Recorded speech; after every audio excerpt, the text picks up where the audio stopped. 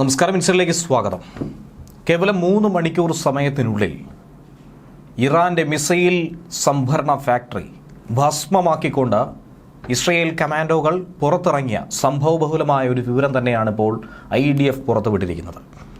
120 കമാൻഡോകൾ ഏകദേശം 21ഓളം യുദ്ധവിമാനങ്ങളുടെ അകമ്പടിയായി 300 കിലോയിലധികം bomb വർഷിച്ചുകൊണ്ട് missile ഫാക്ടറിയെ ഭസ്മമാക്കി മാറ്റുകയാണ് ചെയ്തിരിക്കുന്നത്. മിസൈൽ നിർമ്മാണ കേന്ദ്രത്തെ ഭൂമിക്കടിയിലേക്ക് പറഞ്ഞയക്കുകയാണ് ചെയ്തിരിക്കുന്നത്. ഈ സംഭവബഹുലമായ വിവരങ്ങൾ തന്നെയാണ് ഇസ്രയേൽ തന്നെ തങ്ങൾ ചെയ്തത് എങ്ങനെയാണെന്നുള്ള വിശദമായ വിവരം ഒരു വീഡിയോ രൂപത്തിലാക്കി പുറത്തുവിട്ടിരിക്കുന്നത്, പുറം ലോകത്തെ അറിയിച്ചിരിക്കുന്നത്. സിറിയയിൽ കയറി 4 മാസത്തിന് മുൻപ് നടത്തിയ സർജിക്കൽ സ്ട്രൈക്ക് വീഡിയോയാണ് ഇങ്ങനെ പുറത്തുവിട്ടത്. കൃത്യമായ ഡേറ്റ് പറഞ്ഞാൽ 2024 സെപ്റ്റംബർ 8 ഇസ്രയേലി വ്യോമസേനയുടെ 120 എലൈറ്റ് കമാൻഡോകളുടെ പ്രത്യേക യൂണിറ്റാണ് സിറിയൻ മണ്ണിലേക്ക് നുഴഞ്ഞു കയറി ഈ ഇറാനിയൻ മിസൈൽ ഫാക്ടറി പൂർണ്ണമായും നശിപ്പിച്ചു കളഞ്ഞത്.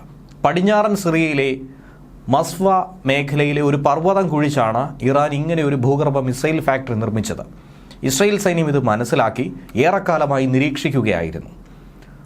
കൊലയാളി മിസൈലുകളെ അവിടെ നിർമ്മിച്ചുകൊണ്ട് ഇസ്രയേലിന് നേർക്കുള്ള ശത്രുക്കളുടെ കയ്യിലേക്ക്, ഇറാന്റെ പ്രോക്സികളുടെ കയ്യിലേക്ക് എത്തിച്ച് ലെബനിലെ ഹിസ്ബുള്ളയുടെയും അസദിൻ്റെയും സേനകൾക്ക് വിതരണം ചെയ്തുകൊണ്ട് ഇസ്രയേലിനെ ഉപദ്രവിച്ചുകൊണ്ടിരിക്കുന്ന ഒരു നീക്കമായിരുന്നു നടന്നത്. എന്നാൽ അതിനെ ഉന്മൂലനം ചെയ്ത ഓപ്പറേഷന്റെ വിശദാംശങ്ങളാണ് ഇസ്രയേൽ പറയുന്നത്. നിരവധി വെല്ലുവിളികൾ ഉണ്ടായിരുന്നു. ഭൂപ്രകൃതി, സേനകളുടെ വിന്യാസം, അതോടൊപ്പം തന്നെ പോരാട്ടം നടന്നുകൊണ്ടിരിക്കുന്ന സാഹചര്യങ്ങൾ, ഇതൊക്കെ കൃത്യമായി മനസ്സിലാക്കി വിലയിരുത്തി വിമാനങ്ങൾ സൈനികരുമായി പറന്നുയർന്നു. സിറിയൻ ഭൂപ്രദേശത്തെത്തിയതോടെ റഡാറിൽ നിന്നും മറയാനായി, അവയുടെ കണ്ണ് വെട്ടിക്കാനായി വിമാനങ്ങൾ താഴ്ന്നു പറന്നു. സിറിയൻ സൈന്യത്തിന്റെ ശ്രദ്ധ മാറ്റാൻ വേണ്ടി സിറിയയുടെ തന്നെ മറ്റു ചില മേഖലകളിൽ പ്രോക്സി ആക്രമണങ്ങൾ ഇസ്രയേൽ നടത്തിയിരുന്നു. സിറിയൻ വ്യോമ പ്രതിരോധ സംവിധാനങ്ങൾ ശക്തമായിട്ടുള്ള ഒരു മേഖലയാണിത്. ഇവിടെയാണ് അവരുടെ കണ്ണ് വെട്ടിച്ചുകൊണ്ട് സിറിയൻ മിസൈൽ ഉൽപ്പാദന കേന്ദ്രത്തിലേക്ക് കടന്നത്. സിറിയയ്ക്കും ലെബനിലെ സായുധ സംഘമായ ഹിസ്ബുള്ളയ്ക്കും മിസൈലുകൾ കൊടുക്കാൻ വേണ്ടിയാണ് ഇറാൻ ഈ കേന്ദ്രം ആരംഭിച്ചത്. ഇസ്രയേലി കമാൻഡോകൾ ഈ തുരങ്കത്തിനുള്ളിൽ കയറി 2.5 മണിക്കൂർ സമയത്തിനുള്ളിൽ തന്നെ സ്ഫോടക വസ്തുക്കൾ സ്ഥാപിച്ച് അരമണിക്കൂറിന് ശേഷം സുരക്ഷിതമായ മേഖലയിലേക്ക് എത്തി. ഇസ്രയേൽ ഓപ്പറേഷൻ ഈ നടത്തിക്കൊണ്ടിരിക്കുമ്പോൾ അന്ന് സിറിയ ബാഷർ അൽ അസദ് സർക്കാരിന് കീഴിലായിരുന്നു. പിന്നാലെ വിജയകരമായി പൂർത്തീകരിച്ച ഈ ഓപ്പറേഷൻ മെനി വേജ് എന്നും സ്ട്രൈക്ക് നടന്ന മേഖലയിൽ ഡീപ് ലെയർ എന്നുമാണ് പേരിട്ടത്. വ്യോമസേനയുടെ ഷൽദാഗ് യൂണിറ്റാണ് ഓപ്പറേഷൻ നടത്തിയത്. സെർച്ച് ആൻഡ് റെസ്ക്യൂ യൂണിറ്റ് 669 എന്നിവരും ഒപ്പമുണ്ടായിരുന്നു. 3 ഭാഗങ്ങളാണ് കേന്ദ്രത്തിനകത്തുള്ളതെന്നാണ് ഇസ്രയേൽ കണ്ടെത്തിയത്. ഒന്നെന്ന് പറയുന്നത് അസംസ്കൃത വസ്തുക്കൾ സൂക്ഷിക്കുന്ന കേന്ദ്രം, മിസൈൽ നിർമ്മാണത്തിന് ആവശ്യമായിട്ടുള്ള. മറ്റൊന്നെന്ന് പറയുന്നത് നിർമ്മാണം പൂർത്തീകരിച്ച മിസൈലുകൾ സൂക്ഷിക്കുന്ന ഒരു ഗാരേജ്. മൂന്നാമത്തേതെന്ന് പറയുന്നത് ഇതിൻ്റെ ഓഫീസ് സമുച്ചയമാണ്. 16 മിസൈൽ നിർമ്മാണ മുറികൾ ഈ കേന്ദ്രത്തിലുണ്ടായിരുന്നു. ഒരു വർഷം 100 മുതൽ 300-ലധികം റോക്കറ്റുകൾ വരെ ഈ കേന്ദ്രത്തിൽ നിർമ്മിക്കാനുള്ള ശേഷിയുണ്ടെന്നും ഇസ്രയേൽ വിലയിരുത്തുന്നു. അങ്ങനെ ഏറെക്കാലമായി സംഭരിച്ച മിസൈലുകൾ തന്നെയാണ് ഇസ്രയേലിന് നേർക്ക് പല തവണയായി ഹിസ്ബുള്ള പ്രയോഗിച്ചിട്ടുള്ളത്. വൈകുന്നേരം ഷൽദാഗ് യൂണിറ്റിലെ 100 കമാൻഡോകളും യൂണിറ്റ് 669-ലെ 20 സൈനികരുമാണ് ദൗത്യത്തിനായി പുറപ്പെട്ടത്. ആകെ മൊത്തം 120 പേർ. ഇസ്രയേൽ വ്യോമതാവളത്തിൽ നിന്നും വ്യോമസേനയുടെ 4 ഹെവി ട്രാൻസ്പോർട്ട് ഹെലികോപ്റ്ററുകളായിട്ടുള്ള CH-53 യാസുർ വഴിയാണ് ഇവരെ സിറിയയിലേക്ക് എത്തിച്ചത്. ഇവരെ സഹായിക്കാൻ 2 യുദ്ധ ഹെലികോപ്റ്ററുകൾ, 21 യുദ്ധവിമാനങ്ങൾ, 5 ഡ്രോണുകൾ, 14ഓളം ചാര വിമാനങ്ങൾ എന്നിവയും അയച്ചിരുന്നു.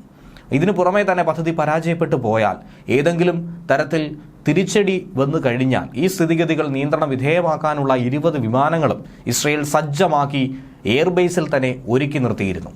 റഡാറിന്റെ കണ്ണ് വെട്ടിച്ച് ഹെലികോപ്റ്ററുകൾ മുന്നോട്ട് പാഞ്ഞു. ലൊക്കേഷനിൽ ഇറങ്ങിയ ടീം ആദ്യം 2ആയി തന്നെ പിരിഞ്ഞു. ആദ്യത്തെ സംഘം ലൊക്കേഷൻ പൂർണ്ണമായും കവർ ചെയ്തു സ്ഥിതിഗതികൾ വിലയിരുത്തി. രണ്ടാമത്തെ സംഘം നേരെ തുരങ്കത്തിനുള്ളിലേക്ക് ഗേറ്റ് ഗാർഡുകളെ കൊലപ്പെടുത്തി വളരെ വേഗത്തിൽ അകത്തേക്ക് കുതിച്ചു. 2 മണിക്കൂർ നേരം കൊണ്ട് 300 കിലോ സ്ഫോടക വസ്തുക്കൾ തുരങ്കത്തിലെ പല ഭാഗങ്ങളിലായി സൂക്ഷിച്ചു വെച്ചു. കമാൻഡോകൾ ശേഷം ദൗത്യം നിർവഹിച്ച് തിരിച്ചെത്തി.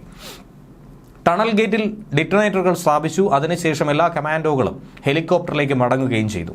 തിരിച്ചെത്തിയ ഉടൻ തന്നെ തുരങ്കത്തിൽ പൊട്ടിത്തെറിയാണ് സംഭവിച്ചത്. സ്ഫോടനം വളരെ ശക്തമായിരുന്നു. എന്തിനേറെ പറയുന്നു, ഒരു നേരിയ ഭൂകമ്പം പോലും ഉണ്ടായി. ആക്രമണം നടന്ന 1 മണിക്കൂറിന് ശേഷമാണ് സിറിയൻ സൈന്യത്തിന് പോലും സംഭവ സ്ഥലത്തേക്ക് എത്താനായി കഴിഞ്ഞത്. ആ സമയത്തേക്ക് സകലതും കത്തിച്ചാമ്പലായിരുന്നു.